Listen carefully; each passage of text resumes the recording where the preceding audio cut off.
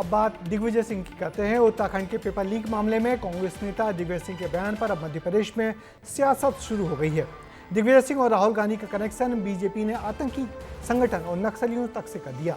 बात यह है कि उत्तराखंड के पेपर लीक का विवाद अब मध्य प्रदेश में भी राजनीतिक रूप पकड़ चुका है। क्या है पूरा मामला, इस रिपोर्ट में देखिए।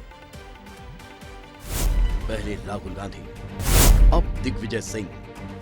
पड़ोसी मुल्क नेपाल में जेंजी के बड़े प्रोटेस्ट के बाद भारत के अलग अलग हिस्सों में युवा सड़कों पर गए। लेह में पूर्ण राज्य की मांग के लिए हाल ही में बड़ा प्रोटेस्ट हुआ। दक्षिणी राज्य कर्नाटक के धारवाड़ में नौकरी के लिए सैलाब उमड़ पड़ा। बेरोजगारी से तंग आकर जेंजी ने राज्य की कांग्रेस सरकार के खिलाफ प्रोटेस्ट कर दिया। इसी तरह उत्तराखंड की राजधानी देहरादून में भी छात्र पेपर लीक के खिलाफ सड़कों पर उतर आए। कांग्रेस नेता दिग्विजय सिंह ने देहरादून में युवाओं के विरोध प्रदर्शन का वीडियो शेयर किया, जिसमें छात्र नेपाल जैसी हिंसा का जिक्र कर रहे हैं। दिग्गी की पोस्ट के मुताबिक छात्र छात्राओं का कहना है कि सरकार हिंदू धर्म के नाम पर हमें बेवकूफ बना रही है, लेकिन हम बेवकूफ नहीं बनेंगे। जिस दिन युवाओं ने नेपाल जैसी हालत कर दी थी और मौसम खराब रहा तो ये भाग भी नहीं पाएंगे और ये जिंदा जला दिए जाएंगे। दिग्विजय सिंह से पहले राहुल गांधी भी जेंजी को लेकर भड़काऊ पोस्ट कर चुके हैं। देहरादून में छात्रों के प्रोटेस्ट को लेकर उन्होंने एक बार फिर पोस्ट किया। आप सोच रहे हो वोट और आपके एग्जाम में कोई लिंक नहीं है, वो बिल्कुल लिंक्ड है। से आपका वोट ले लिया गया तो जो भी वो करना चाहते हैं आपके साथ कर देंगे। एग्जाम लीक, एग्जाम कैंसिल, और उनको बेरोजगारी से कोई फर्क नहीं पड़ने वाला। हम इतने टाइम से पढ़ाई कर रहे हैं, लेकिन जब हम बाहर आते हैं तो हम देखते हैं कि पेपर लीक हो गया। तो कैसे पेपर क्लियर होगा समझ नहीं आ रहा है जब तक ऐसे लोग हमारे मुख्यमंत्री रहेंगे। बहरहाल देहरादून में युवाओं के प्रदर्शन को लेकर उत्तराखंड के मुख्यमंत्री पुष्कर सिंह धामी का बयान भी सामने आया।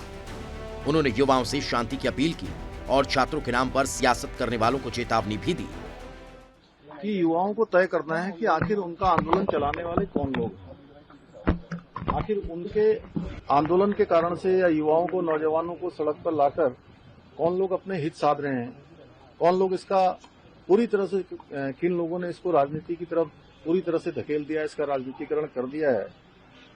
ऐसे लोग हैं जिनका इन युवाओं से, भर्ती परीक्षाओं से कोई लेना देना नहीं है। इधर मध्य प्रदेश में दिग्विजय सिंह के पोस्ट के बाद बीजेपी ने गंभीर आरोप लगाए।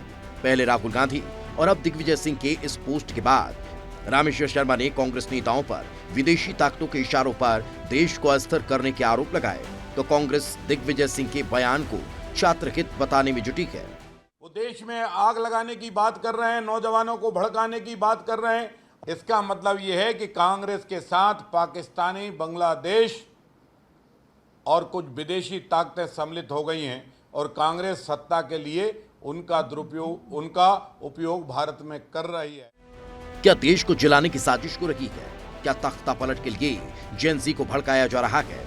बीजेपी की आरोप इसको लेकर भी है कि गुरुवार को कर्नाटक में भी छात्रों ने बहुत बड़ा विरोध प्रदर्शन किया था, लेकिन दिग्विजय सिंह ने देहरादून का ही जिक्र क्यों किया? देश में कुछ ही ऐसे नेता हैं जिनके बयान पर अक्सर बीजेपी प्रहार करती है। ठीक वैसा ही हुआ जैसे दिग्विजय सिंह ने उत्तराखंड की उस लड़की का मुद्दा उठाया तो मध्य प्रदेश में रामेश्वर शर्मा ने इसे राष्ट्र विरोधी बता दिया। हालांकि इस मुद्दे पर जमकर सियासत हुई, लेकिन जब भी दिग्विजय सिंह कुछ कहते हैं बीजेपी अक्सर हमलावर होकर इसी तरीके का जवाब देती है। बहरहाल मध्य प्रदेश की राजनीति गर्म है। विरोध करने वाली छात्रा के बयान पर बीजेपी पूरी तरीके से राहुल गांधी और दिग्विजय सिंह पर हमलावर है, क्योंकि छात्र की बात का दिग्विजय सिंह ने समर्थन किया है और बीजेपी ने इसे आतंकवाद से जोड़ दिया। विस्तार न्यूज के लिए भोपाल से विवेक पांडे की रिपोर्ट। तो सवाल ये है कि क्या युवाओं की आवाज को विपक्ष हवा दे रहा है या फिर वाकई जमीनी मुद्दों पर सरकारें फेल होती दिख रही हैं? देहरादून से लेकर धारवाड़ और लेह तक जेंजी गुस्से में दिख रहा है। वहीं युवाओं की इस नाराजगी को राजनीतिक मोहरा कहना कितना सही है? और क्या कांग्रेस नेताओं के बयानों से वाकई सियासी तापमान और बढ़ रहा है? ये देखने वाली बात होगी। फिलहाल तो ये मुद्दा कहीं थमता दिख नहीं रहा।